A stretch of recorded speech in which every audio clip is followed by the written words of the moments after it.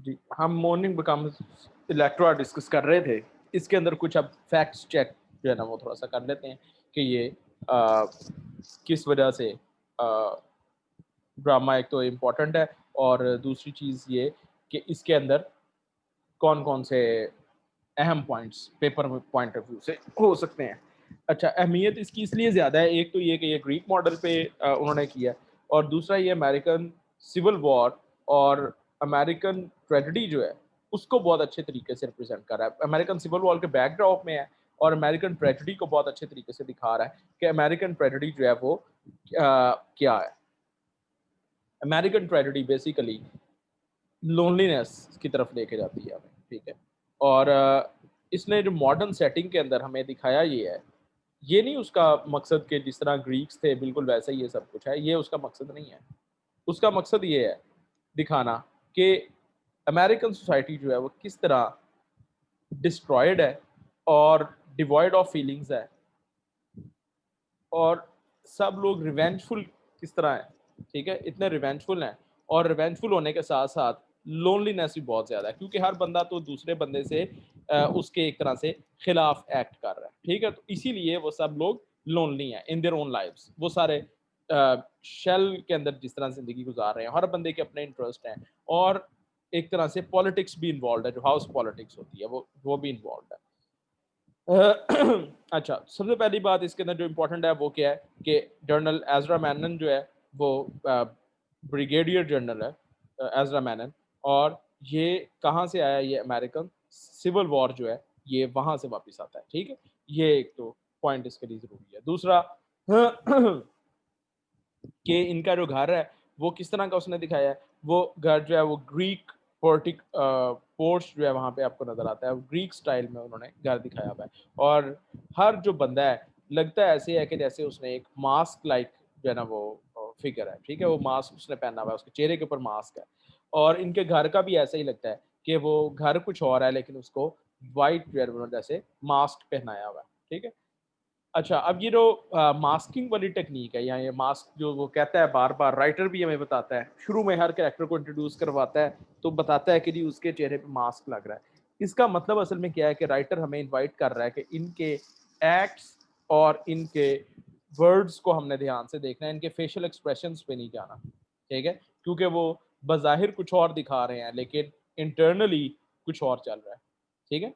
तो ये उसने दिखाने के लिए कि हम उसको साइकोलॉजिकल स्टडी करें और उसके बाद इनके वर्ड्स के ऊपर ध्यान दें, डायलॉग्स पे ध्यान दें और इनके एक्शंस पे ध्यान दें। इस तरह के लिए उसने एक मास्क लाइक उनका दिखाया है कि उन सबके चेहरों पे एक जैसे मास्क लाइक स्क्रीन है और उनके घर के ऊपर भी है और सब लोग बिल्कुल एक दूसरे से जुदा-जुदा हैं। और उसके बाद इसके अंदर एक और बात जो हमने पेपर के अंदर भी डिस्कस कर ली थी कि वो लेविनिया अपनी मदर के पीछे कहाँ-कहाँ जाती है, तो वो न्यूयॉर्क भी जाती है और बॉस्टन भी जाती है। और वो अपनी माँ के खिलाफ ही यानी कि एक्ट कर रही है और उसके अंदर कोई डॉटर और मदर वाला रिलेशनशिप वैसा नहीं है उनका, जो एक मोहब्बत का रिलेशनशिप है, ऐसा कुछ नहीं है। बल्कि वो उसके खिलाफ एक्ट कर रही है और अपने फादर को सपोर्ट कर रही है। ठीक हो गया जी? ये इसके अंदर सारे इसके छोटे-मोटे जो फैक्ट्स हैं वो ये हैं। आगे हम चलते हैं द क्रूसिबल पे।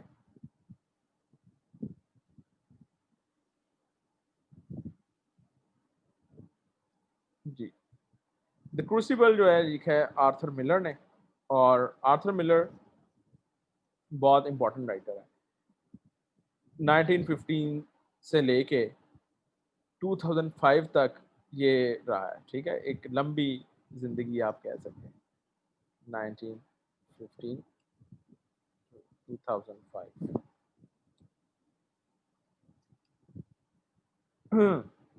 आर्थर मिलर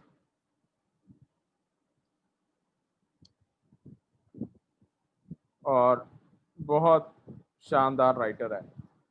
और एक सबसे जो बेस्ट नोन ड्रामा है, वो है death of a salesman. Death of a salesman किस बैकड्रॉप में लिखा था इसने?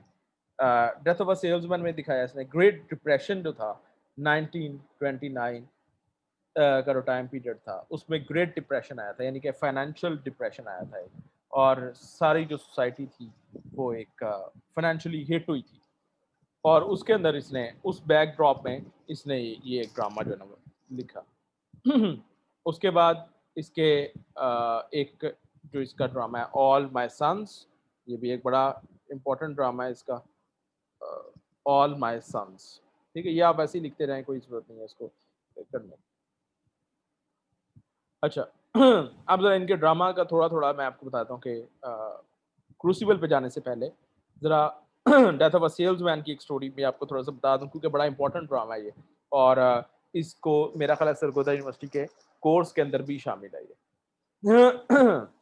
डेथ ऑफ अ सेल्समैन में ये एक विली लोमैन एक सेल्समैन है जिसकी ये ट्रेजेडी है, ठीक है, विली लोमैन। और वो किस वजह से उसकी डिस्ट्रॉय किस वजह से होता है, कैपिटलिस्ट सोसाइटी के अंदर रहते हुए वो बंदा अपने ड्रीम को चेज कर रहा है, जो अमेरिकन ड्रीम है उसी को चेज कर रहा है, लेकिन डिस्ट्रॉय हो जाता है। होता क्या है कि ये बंदा गांव से शहर में आता है, विली लोमैन, और शहर में आके एक जगह पे सेल्समैन, एक फर्म में सेल्समैन बन जाता है, और सारा दिन अपनी सेल्स बढ़ाता है और बड़े मुख्तलिफ तरीक़ों से सेल्स बढ़ा रहा होता है। और उसकी कोशिश ये होती है कि किसी तरह वो अपने उस ख्वाब को अचीव कर ले, कोई गुड डेज़ उसके आ जाएँ, ठीक है? और लेकिन गुड डेज़ नहीं आते। वो उसके अंदर ये एक सीन है कि वो सोचता है कि ये मेरा महीना बहुत अच्छा गुज़र गया है, तो अब मेरी थोड़ी-सी सेविंग हो जाएगी। लेकिन जितनी उसकी सेविंग हुई होती है, एग्ज़ैक्टली उतने ही उसके पैसे उसके रेफ्रिजरेटर पे लग जाते हैं। ठीक है? वो उसको खराब हो जाती है और उसके ऊपर उसके इतने पैसे लग जाते हैं। तो ये उसने दिखाया कि पूरी ज़िंदगी उसकी इस तरह ही गुज़रती है, और एंड पे क्या होता है? एंड पे वो ये देखता है कि अपने बच्चों के लिए, और जो उसके 2 बेटे हैं, एक बेटा उससे बड़ा नाराज़ है। वो इसकी वजह ये थी कि इसका एक खातून से रिलेशनशिप है जो उसके बेटे को पता लग जाता है, और वो बड़ा इससे नाराज़ हो जाता है। और सेल्समैन बहरहाल एंड पे जो है ना खुदकुशी कर लेता है, और वो खुदकुशी इसलिए करता है कि उससे पैसे मिलेंगे, और वो जो पैसे मिलेंगे जो वो सारे इसके बच्चों के काम आएँगे, क्योंकि इसका बेटा जो है वो बिज़नेस सेट करना चाह रहा है, ठीक है? तो इसलिए खुदकुशी करता है। तो बड़ी एक इंटरेस्टिंग स्टोरी है, बड़ी पेनफुल, और एक तरह से इंसान को जो है ना मूविंग आप कह सकते हैं। और इसको जो है ना ये जो ड्रामा है इसको पुलिट्ज़र प्राइज़ भी मिला था ड्रामा के लिए, ठीक है? Pulitzer prize for drama, for drama, ये इसको डेथ ऑफ अ सेल्समैन पे मिला, ठीक है? ये अपने ज़हन में रखना है। क्रूसिबल के साथ इसको आपने फिट नहीं कर देना। और मेरा ख़्याल है इसके ऊपर मूवी मूवी भी बनी हुई है, डेथ ऑफ अ सेल्समैन। जिस तरह क्रूसिबल के ऊपर बनी हुई है। क्रूसिबल जो है, द क्रूसिबल, ये हमारे कोर्स में शामिल है, और द क्रूसिबल के अंदर इसने किस बैकड्रॉप में लिखा है ये? वैसे तो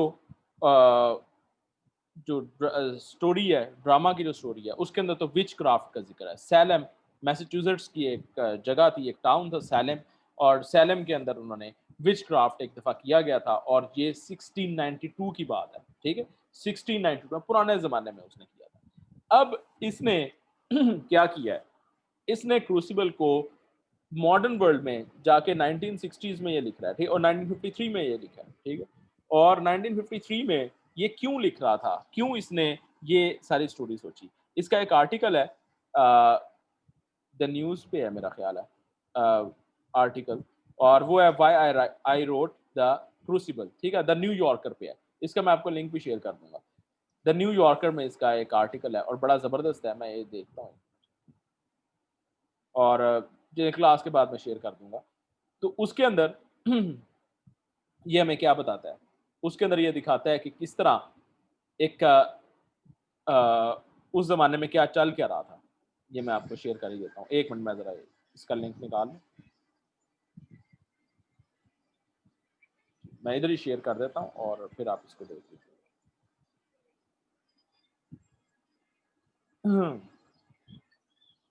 why I wrote the crucible. बहुत मज़ेदार आर्टिकल है, आप ज़रूर पढ़िएगा। अच्छा, कहता क्या है क्रूसिबल के अंदर, जो उस वक़्त हो क्या रहा था? उस वक़्त अमेरिका के अंदर एक एंटी कम्युनिस्ट कैंपेन चल रही थी। कम्युनिज़्म जो है वो अपने पंजे गाड़ चुकी थी रशिया में और रशिया के बाद चाइना के अंदर भी, ठीक है? माओ जो था, जो उनका चेयरमैन माओ जिसे वो कहते हैं, माओ ज़ेतुंग जिसे उर्दू में कहा जाता है और माओ ज़ेडोंग इंग्लिश में कहते हैं उसे। और वो जो बंदा है, उसने भी अब चाइना के अंदर भी कम्युनिज़्म चल चुकी थी, ठीक है? और हर जगह पे कम्युनिज़्म का जो है ना फ्लो था। अब अमेरिका के अंदर अमेरिका क्योंकि सोसाइटी जो है वो कम्युनिस्ट नहीं है, ये कैपिटलिस्ट सोसाइटी है। तो अमेरिका ने अपनी कैपिटलिज्म को बचाने के लिए कम्युनिज्म को स्टॉप करने के बहुत से जो है ना वो प्लान किए, बहुत से हथकंडे उसने अपनाए। उसमें एक जो हथकंडा वो ये था कि इन्होंने कहा रेड हंटिंग शुरू कर दी। रेड हंटिंग क्या थी कि ये जो कम्युनिस्ट है ना, इनका साइन है रेड कैप्स इनकी होती थी, ठीक है? और इनको उर्दू में भी सुर्खे कहा जाता था। पाकिस्तान के अंदर भी ये कैंपेन हुई थी, ठीक है? बड़ी एक इंटरेस्टिंग बात है। अमेरिका में जो कैंपेन्स होती हैं ना, पाकिस्तान के अंदर भी वही कैंपेन्स होती हैं, एग्ज़ैक्टली सेम स्टाइल में। तो आर्थर मिलर ने जो रेड हंटिंग हो रही थी अमेरिका में, यानी कि कम्युनिज्म के खिलाफ जो एक अटैक चल रहा था और इसके अंदर एक जो इन्वॉल्व था सेनेटर, उसका नाम था senator McCarthy, senator Joseph McCarthy, McCarthy,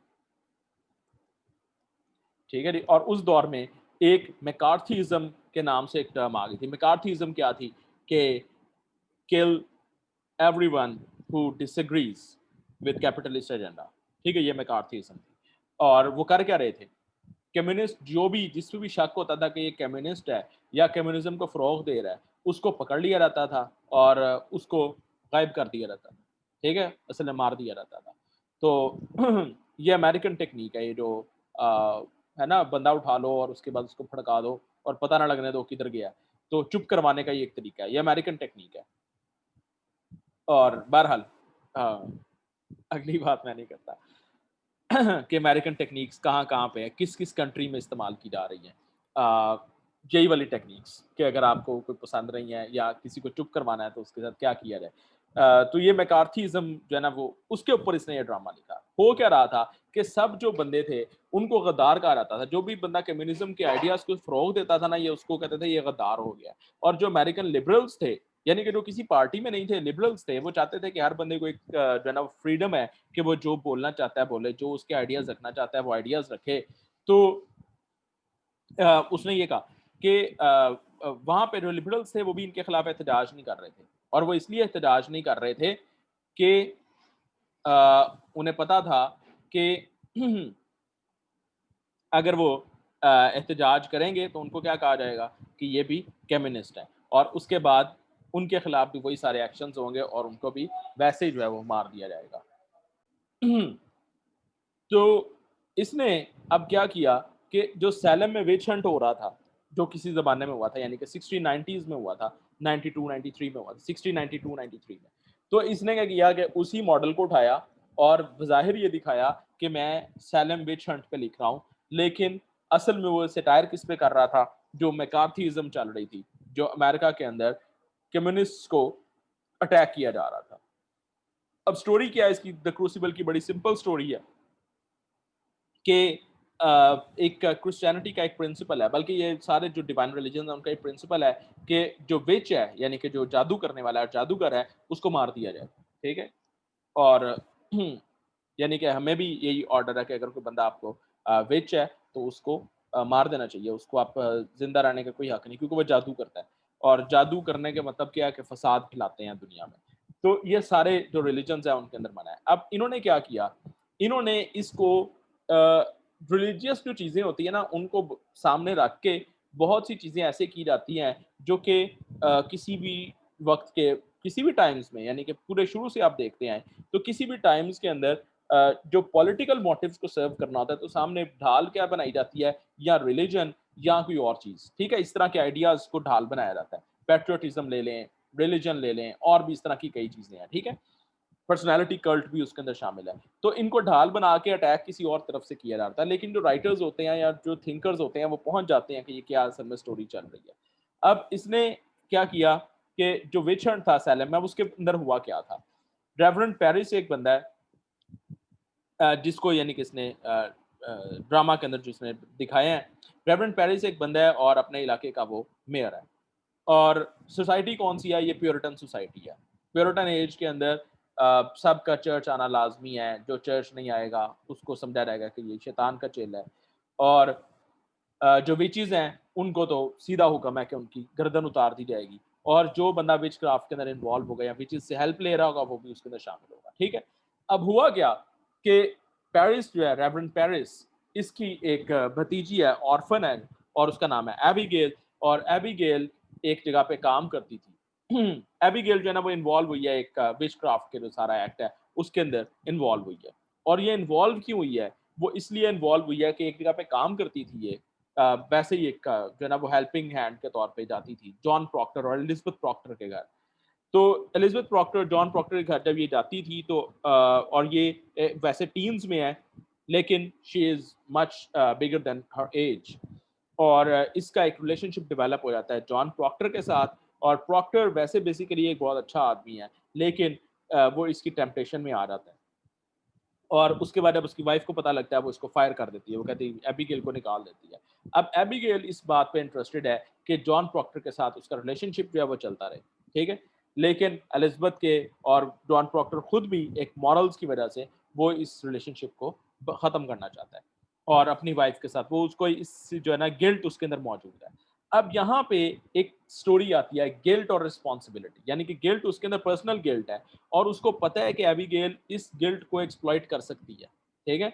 और दूसरी तरफ उसकी रिस्पॉन्सिबिलिटी है अपनी सोसाइटी की तरफ भी और अपने फैमिली की तरफ भी, ठीक है? ये असल में जो इसका थीम है, वो ये बनता है। Guilt and personal guilt and responsibility, इसके दरमियान इंसान किस तरह डिवाइड होता है।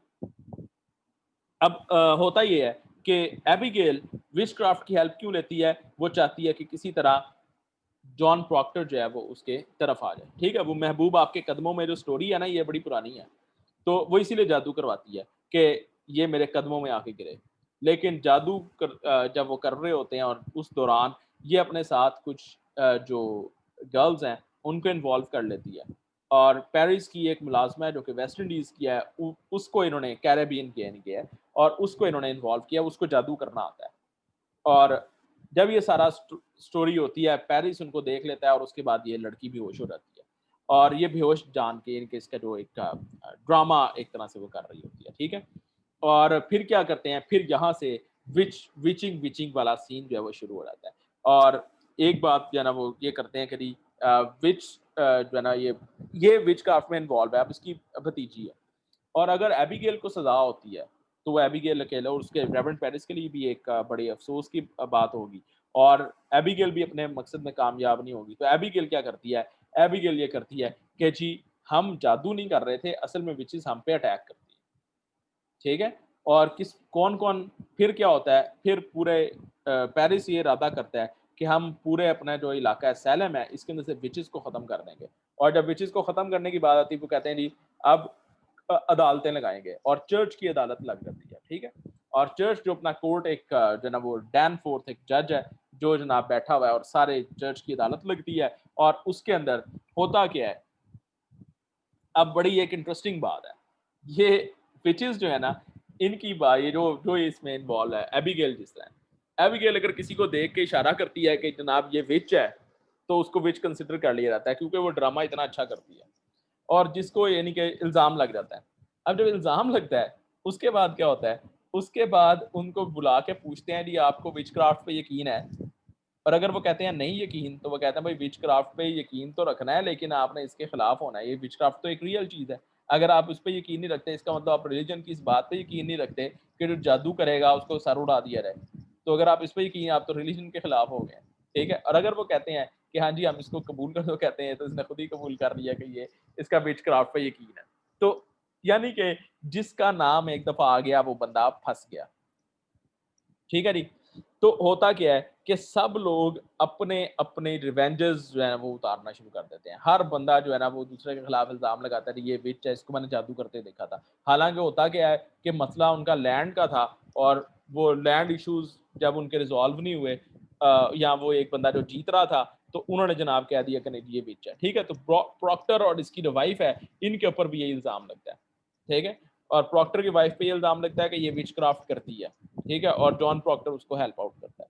अब इन पे ये इल्जाम लगता है, सारे जेल के अंदर होते हैं, और फिर प्रॉक्टर के ऊपर वो ये सारा जो डिलेमा है वो प्रॉक्टर के सामने आता है। क्या वो रिस्पॉन्सिबिलिटी को देखें, पर्सन गिल्ट को देखें? अगर वो आउटराइट ये बताना शुरू कर देगा कि ये सारा कुछ एबिगेल कर रही है, तो फिर उसको ये बात दिखाने के लिए, ये साबित करने के लिए उसको ये मानना पड़ेगा कि मैं गुनहगार हूँ, ठीक है। तो वन वे और द अदर वो फंसेगा।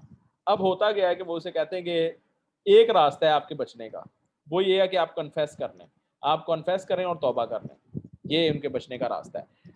अब प्रॉक्टर ये कहता है कि मैं वो चीज़ कन्फेस क्यों करूं जो मैंने की ही नहीं है, ठीक है। और उसके बाद जब उसको फंसाते हैं, बहुत ज़्यादा उसकी प्रॉब्लमेटिक सिचुएशन बन जाती है, और एलिजबेथ जो है उसकी जो वाइफ है वो प्रेग्नेंट भी है, और वो चाहता है कि इस तरह का कोई इसके साथ इशू ना हो। और प्रॉक्टर बहरहाल आखिरकार ये सोचता है कि ठीक है जी, मैं कन्फेस कर लेता हूँ कि मैंने विचक्राफ्ट में इन्वॉल्व और माफ़ी मांग लेता हूँ, ठीक है। अब जब वो ये बात करता है, वो कहते हैं जी आप लिख के दें। प्रॉक्टर जो है उनको लिख के देता है। उसके बाद वो कहते हैं प्रॉक्टर को कि अपने साइन भी करें यहाँ पे। प्रॉक्टर अपने साइन भी कर देता है, और उसके बाद वो बढ़ते जा रहे होते हैं। उसके बाद जो है ना वो कहते हैं कि अच्छा अब ऐसा करेंगे, हम इसको चर्च के दरवाजे पे लगा देंगे। जब वो ये बात करते हैं, प्रॉक्टर कहता है ये नहीं होगा, आपने एक्सप्लॉइट अगर मुझे करना है तो सिर्फ मुझे, और ये इसलिए तो आप मेरे से लिखवा लें कि ठीक है कि आप कर, लेकिन वो कहते हैं कि हमने इससे और फायदे भी उठाने हैं। अब जब ये सिचुएशन आती है, प्रॉक्टर वहीं पे वो उनसे पकड़ता है अपना कन्फेशन और फाड़ देता है उसे, ठीक है। और उसके बाद प्रॉक्टर को जो है वो सजा हो जाती है। और थोड़े अरसे बाद क्या होता है कि जो इसका एपीलॉग है, जो उसके बाद स्टोरी होती है, उसमें ये होता है कि एबिगेल जो है वो अपने अंकल का बहुत सारा माल चुरा लेती है, और चुरा के घर से भाग जाती है, ठीक है।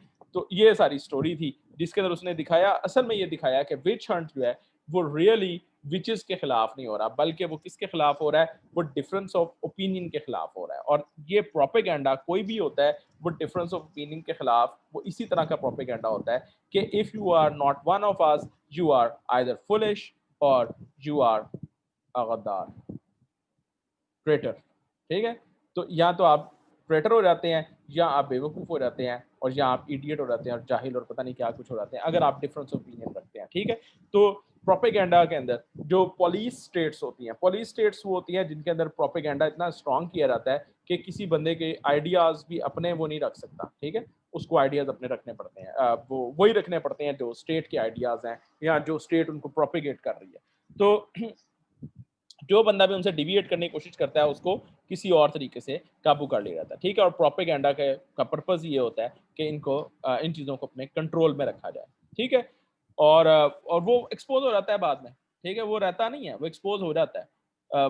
पाकिस्तान के अंदर भी जो पिछली जो हो दौर में अदवार में होता रहा है, वो सारा एक्सपोज़ हो जाता है बाद में। और ये जो मैंने अभी आपको आर्टिकल भेजा है, ये आप आर्टिकल देखेंगे तो वो उसमें बता रहा है कि अमेरिका के अंदर उस ज़माने में ये बात करते हुए भी हम डरते थे, और इसको भी डर था कि मैं मारा ना जाऊँ कहीं ये ड्रामा लिखने के बाद। लेकिन 2000s में जब इसका वो फ़िल्म्स वगैरह बननी शुरू हो गई, तो वहाँ पे ये इसने इंटरव्यू, इसका तब का है, ये 2000s का है। ये शायद लेट 90s का होगा, और उसके अंदर इसने जो है ना ये बताया कि ये जो सारी आज जिन बातों पे हम हँस रहे हैं, यानी कि उस पे अलाउड है, ये हॉलीवुड मूवीज़ बनाता है और ये सारा कुछ होता है। कहता है कि आज हम उन चीज़ों पे हँस रहे हैं, लेकिन किसी ज़माने में हम बड़े खौफ़ज़दा थे इन चीज़ों के बारे में, ठीक है? तो बड़ा एक मज़ेदार सा उसने ये दिखाया। और एक और बात आपको इसके बारे में जो बड़ी इम्पोर्टेंट है, जो आर्थर मिलर के बारे में, आपको मैरिलिन मोनरो का पता है?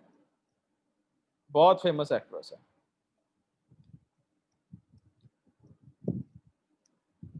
और ये ओल्डीज़ के लिए, यानी कि जो ओल्ड स्कूल है, जो 80s में मूवीज़ देखते थे, ठीक है? ये उनके उनको पता है इसका, मैरिलिन मोनरो का। इसको गूगल इमेजेस में भी आप सर्च कर सकते हैं। तो इसने उससे भी शादी की थी, ठीक है? और इसके लिए, इसी वाइफ़ के लिए इसने एक ड्रामा भी लिखा था, और उसका नाम था द मिसफिट्स। ठीक हो गया? और और इसमें क्या ख़ास बात है मिलर में? ठीक है, बस यही है। इसको पुलिट्ज़र प्राइज़ मिला था, वो मैंने बता दी, डेथ ऑफ सेल्समैन पे। और बस ठीक है, काफ़ी है ये। अच्छा जी। अगला राइटर जो है हम देखते हैं अब द क्रूसिबल में कोई ऐसी और चीज़ नहीं है, आप इसकी समरी वगैरह आप जो है ना देख लीजिएगा, ठीक है? हुँ, हुँ।